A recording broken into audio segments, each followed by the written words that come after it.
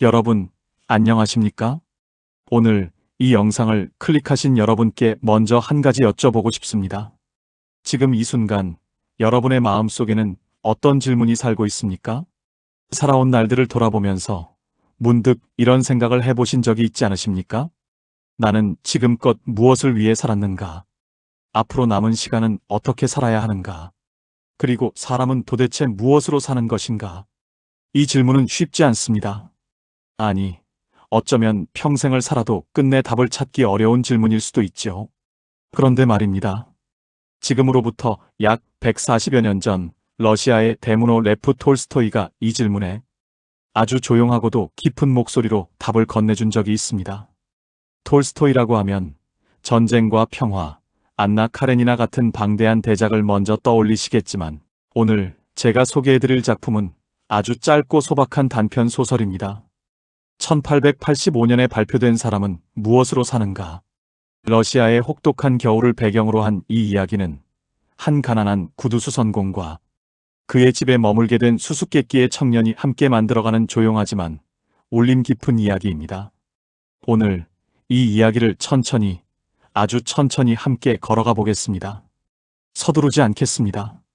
마치 오래된 벗과 함께 따뜻한 차 한 잔을 나누듯이 그렇게요. 자, 그럼 시작해 보겠습니다. 때는 러시아의 늦가을, 매서운 바람이 대지를 훑고 지나가는 계절입니다. 이야기의 주인공은 시몬이라는 이름의 구두수선공입니다. 그는 작은 마을의 가난한 농부이자 수선공이었죠. 대단한 재주가 있는 것도 아니고 넉넉한 재산이 있는 것도 아닙니다. 그저 하루하루 손에 송곳과 실을 쥐고 닳고 헤어진 구두들을 꿰매며 살아가는 평범한 사람이었습니다. 그날도 시몬은 겨울 외투를 살 돈을 마련하기 위해 이 집 저 집을 돌아다녔습니다.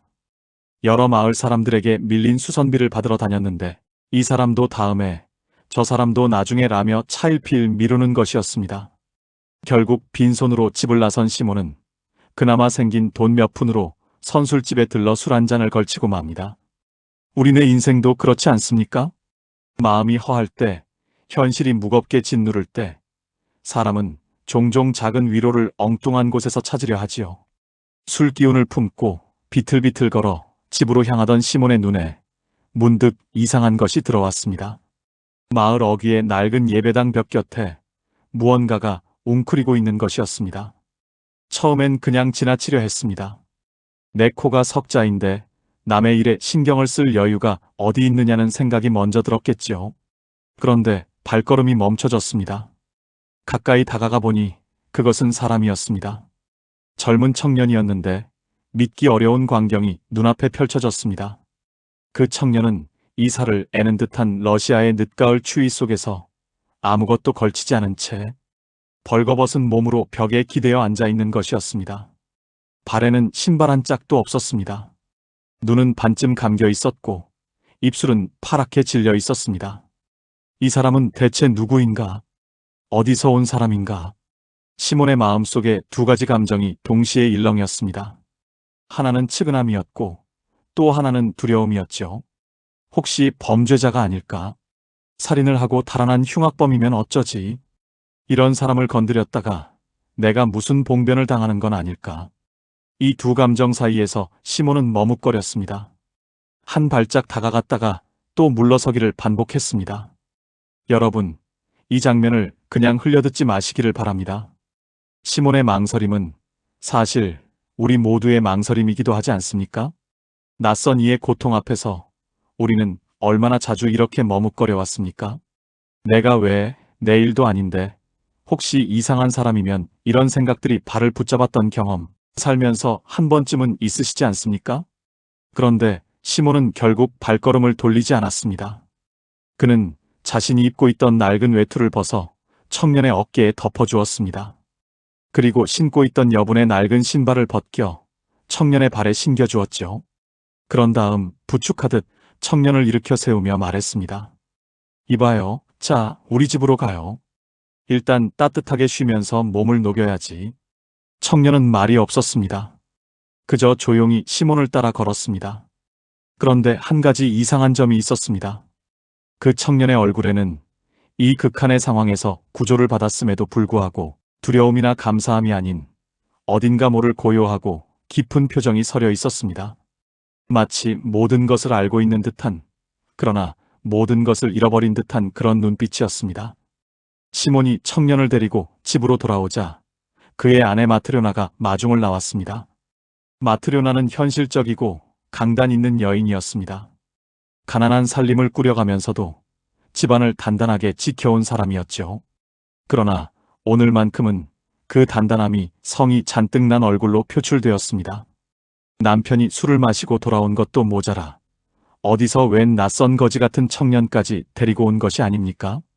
이 사람은 또 뭐예요? 우리가 무슨 구제원인가요? 당신도 우리 살림이 어떤지 잘 알잖아요. 애들 먹일 빵도 부족한 판에 이 사람까지 먹이라고요? 마트료나의 목소리는 날이 서 있었습니다. 차갑고 단호했습니다. 청년은 그 자리에 서서 말없이 그 꾸짖음을 듣고 있었습니다. 그런데 그 순간이었습니다. 청년이 마트료나의 얼굴을 바라봤습니다. 그냥 보는 것이 아니었습니다. 무언가를 깊이 들여다보듯 아주 조용하고 진지한 눈빛으로요. 그리고 청년의 입가에 아주 살짝 미소가 번졌습니다. 이상하지 않습니까? 구박을 받는 상황에서 미소라니요. 마트료나도 그 눈빛을 마주쳤습니다. 그 짧은 순간 그녀의 마음속에서 무언가가 움직였습니다. 돌처럼 단단하게 굳어있던 마음 어딘가가 스르르 녹아내리는 것 같은 느낌. 설명하기 어려운, 그러나 분명하게 느껴지는 그 무언가. 마트료나는 자신도 모르게 부엌으로 걸어들어가 그나마 남아있던 빵 한 덩이와 양배추 수프를 가지고 나왔습니다. 그리고 청년 앞에 놓아주었습니다. 자, 드세요. 아까 그 날카롭던 목소리와는 전혀 다른 부드럽고 조용한 목소리였습니다. 이것이 미하일 청년의 이름입니다. 이 얻은 첫 번째 깨달음이었습니다. 사람의 마음 속에는 사랑이 있다. 아무리 팍팍하고 어려운 현실을 살아가는 사람일지라도, 아무리 차갑고 까칠하게 굳어있는 사람일지라도 그 안 어딘가에는 반드시 사랑이 살고 있다는 것. 그것이 어떤 계기로 인해 깨어나는 순간 사람은 자신도 모르게 변한다는 것. 여러분, 마트료나의 이 변화가 낯설게 느껴지십니까? 저는 그렇지 않다고 생각합니다. 우리도 살면서 비슷한 경험을 했을 것입니다. 처음엔 마음을 닫고 있다가도 상대의 눈빛 하나, 태도 하나에 마음이 움직여 손을 내밀었던 기억. 그 따뜻했던 순간들이 있지 않으셨습니까? 그것이 바로 사람입니다. 그것이 바로 우리 안에 살고 있는 사랑이지요. 미하일은 그렇게 시몬의 집에 머물게 되었습니다. 그리고 시간이 지나면서 그는 시몬의 구두 수선 일을 함께 돕기 시작했습니다. 그런데 놀라운 일이 벌어졌습니다. 미하일의 손에서 만들어지는 구두는 단순한 구두가 아니었습니다. 어떤 수선공도 만들어내지 못한 정교함과 아름다움을 가진 구두였습니다. 마을 사람들 사이에 입소문이 퍼졌고 멀리서도 시몬의 작업실을 찾아오는 손님들이 생겨났습니다. 그러던 어느 날이었습니다. 덩치 크고 위풍당당한 신사 한 분이 값비싼 마차를 타고 작업실 앞에 멈춰 섰습니다. 두꺼운 털외투에 번지르르한 장화를 신고 있는 것이 부유한 귀족이 틀림없었습니다. 신사는 작업실 문을 열더니 거만한 목소리로 말했습니다. 내 발에 딱 맞는 최고급 장화 한 켤레를 맞추고 싶소. 적어도 1년은 너끈히 신을 수 있는 최상의 가죽으로 만든 장화 말이오. 돈은 얼마든지 드리리다. 그는 탁자 위에 최고급 가죽을 척 내려놓으며 허리를 꼿꼿이 세운 채 주문을 했습니다. 자신이 원하는 것을 정확히 알고 있는, 그리고 자신이 원하면 무엇이든 가질 수 있다고 믿는 사람의 당당함이 온몸에서 풍겨나왔습니다. 시몬은 공손하게 발치수를 재기 시작했습니다. 그때였습니다. 미하일이 그 신사를 바라보았습니다. 아까 마트료나를 바라봤던 것처럼 깊고 조용한 눈빛으로요. 그런데 이번에는 미하일의 시선이 신사의 얼굴이 아닌 신사의 어깨에 넘어 어딘가를 향하는 것처럼 보였습니다. 마치 보이지 않는 무언가를 바라보듯이. 그리고 그 순간 미하일은 또 한 번 미소를 지었습니다. 주문을 마치고 신사가 떠난 후 미하일은 가죽을 펴놓고 작업을 시작했습니다. 그런데 시몬이 보니 미하일이 자르는 가죽의 모양이 이상했습니다. 발목까지 올라오는 장화 모양이 아니라 발등 부분만 덮는 낮은 슬리퍼 모양이었습니다. 1년을 신을 장화를 주문했는데 슬리퍼를 만들고 있는 것이 아닙니까? 이봐, 미하일. 이게 뭔가? 장화를 만들어야 하지 않는가? 시몬이 놀라 소리쳤습니다. 미하일은 조용히 고개를 들더니 말했습니다. 괜찮습니다. 이렇게 만드는 것이 맞습니다. 영문을 모를 시몬이 어리둥절해하고 있을 때 밖에서 발소리가 들려왔습니다. 신사댁에서 심부름을 온 하인이었습니다. 하인은 문을 열고 들어서더니 말했습니다. 주인 어른께서 오늘 집에 돌아오시다가 갑자기 쓰러지셨습니다. 돌아가셨어요. 그러니 장화는 필요 없고 대신 시신을 수습하는데 쓸 덧신만 만들어 주십시오. 작업실에 정적이 흘렀습니다. 그 당당하고 위풍당당하던 신사가 작업실을 나서자마자 이 세상을 떠났다는 것이었습니다. 1년치 장화를 주문하면서 자신이 오늘 해가 지기 전에 세상을 떠날 것이라는 것을 그는 알고 있었을까요? 그는 몰랐겠죠. 그것이 미하일이 얻은 두 번째 깨달음이었습니다. 사람에게는 자신에게 무엇이 필요한지 아는 능력이 주어지지 않는다. 우리는 종종 착각합니다.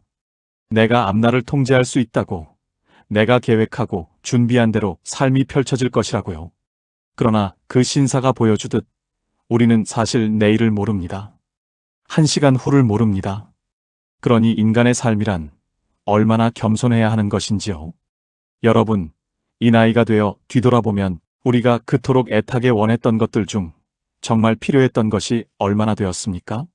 그리고 우리가 미처 몰랐는데 정작 소중했던 것은 또 얼마나 많았습니까? 삶은 우리가 생각하는 것보다 훨씬 신비롭고 그래서 더 겸손하게 받아들여야 하는 것이 아닐까요? 또 시간이 흘렀습니다. 계절이 바뀌고 다시 계절이 바뀌었습니다. 미하일이 시몬의 집에 머문 지 벌써 6년이라는 시간이 지났습니다. 그 6년 동안 미하일은 한 번도 웃은 적이 없었습니다.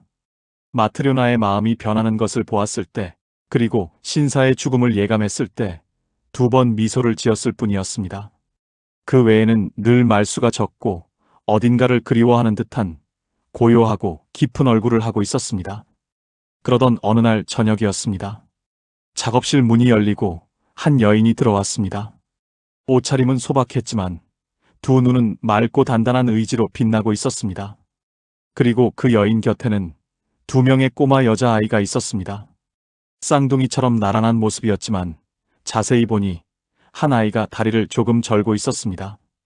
여인은 그 아이의 손을 따뜻하게 잡고 있었습니다. 아이들에게 겨울 신발을 좀 맞춰주십시오. 여인이 말했습니다. 시몬은 아이들의 발을 재며 이런저런 이야기를 나누었습니다.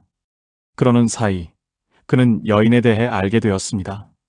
이 아이들은 여인의 친자식이 아니었습니다. 6년 전 이 마을 근방에 사는 한 부부가 있었습니다. 어느 겨울밤 그 집의 아버지가 먼 길을 다녀오다가 그만 길에서 얼어 죽고 말았습니다. 그리고 그 소식을 들은 어머니는 갓난아기 2명을 방에 홀로 남겨둔 채 심장이 멈추어 버렸습니다. 남편의 죽음이라는 충격을 이기지 못한 것이었죠. 두 아이는 졸지에 고아가 되었습니다. 갓난아기 시절에 부모를 잃은 아이들이었습니다. 그때 이 여인이 두 아이를 거두었습니다.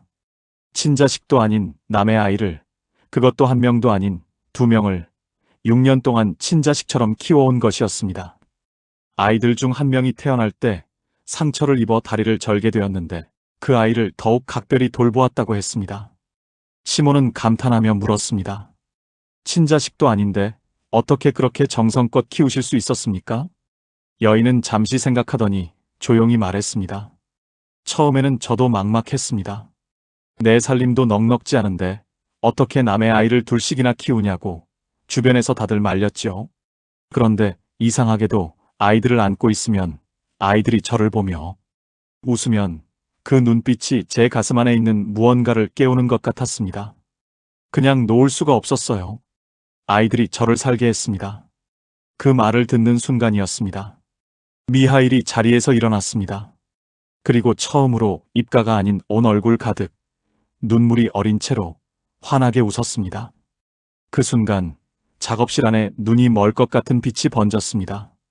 시몬과 마트료나는 눈을 가렸습니다. 그리고 그 빛이 가라앉았을 때 미하일의 모습은 사뭇 달라져 있었습니다. 그 수줍고 말없던 청년의 얼굴에서 지상의 것이 아닌 듯한 평화로움과 광채가 흘러나오고 있었습니다. 미하일이 말했습니다. 낮고 깊고 온 우주를 담은 것 같은 목소리로, 저는 하늘에서 내려온 천사입니다. 그는 자신이 이곳에 오게 된 사연을 들려주었습니다. 하느님이 한 어머니의 영혼을 거두어 가라는 명을 내렸습니다. 그런데 그 어머니는 갓난아기 2명을 남겨두고 떠나야 하는 것을 차마 받아들이지 못하고 눈물로 하소연했습니다. 이 아이들을 두고 어떻게 가느냐고요? 미하일은 그 어머니의 마음에 흔들렸습니다. 그래서 명을 어기고 그녀의 영혼을 거두지 않으려 했습니다. 그것이 하느님의 뜻을 거스른 것이었고, 미하일은 그 벌로 천상에서 쫓겨나 지상으로 내려오게 되었습니다. 벌거벗은 채 한겨울의 러시아 땅 위에. 그리고 하느님은 미하일에게 3가지 질문에 대한 답을 스스로 깨달을 때까지 지상에 머물라는 명을 내렸습니다. 첫째, 사람의 마음속에 무엇이 있는가? 둘째, 사람에게 주어지지 않은 것은 무엇인가? 셋째, 사람은 무엇으로 사는가? 미하일은 말을 이었습니다. 첫 번째 답을 저는 마트료나에게서 배웠습니다. 그녀가 처음엔 저를 구박했지만 끝내 먹을 것을 내어주었을 때 저는 보았습니다. 사람의 마음속에는 사랑이 있다는 것을요. 아무리 힘들고 팍팍한 삶을 사는 사람이라도 그 안에는 사랑이 살아있다는 것을요. 두 번째 답은 그 신사에게서 배웠습니다. 그가 1년치 장화를 주문하면서 떠날 때 저는 이미 그의 어깨 너머에서 죽음의 그림자를 보았습니다. 그 사람에게는 자신에게 무엇이 필요한지, 자신의 앞날이 어떠할지 아는 능력이 주어지지 않았습니다. 그것은 오직 하느님의 영역입니다. 그것을 알았을 때 저는 사람이 얼마나 겸손해야 하는 존재인지를 깨달았죠. 그리고 세 번째 답을 오늘 저 여인에게서 배웠습니다. 미하일의 목소리가 잠시 떨렸습니다. 저는 그 어머니의 눈물이 안타까워 명을 어겼습니다. 이 아이들은 어머니 없이 살 수 없다고 생각했습니다. 그러나 저는 틀렸습니다. 아이들은 살았습니다. 어머니 없이도. 왜냐하면 저 여인이 있었기 때문입니다. 피 한 방울 섞이지 않은 아이들을 저 여인이 6년 동안 사랑으로 품어 키웠기 때문입니다. 사람은 자기 자신을 위한 걱정으로 사는 것이 아니었습니다. 사람은 사랑으로 삽니다. 사랑이야말로 사람을 살게 하는 것이었습니다. 그 말이 끝남과 동시에 미하일의 몸에서 빛이 퍼져나갔습니다. 그리고 그는 조용히 천상으로 돌아갔습니다. 자, 이렇게 해서 사람은 무엇으로 사는가의 이야기가 마무리되었습니다. 여러분, 오늘 이 이야기가 마음에 어떻게 닿으셨습니까? 저는 이 이야기를 다시 들여다볼 때마다 한 가지 사실에 조용히 감동을 받습니다. 바로 3가지 깨달음이 모두 아주 평범한 일상의 장면에서 온다는 것입니다. 화려한 기적이 아니었습니다. 위대한 영웅의 이야기가 아니었습니다.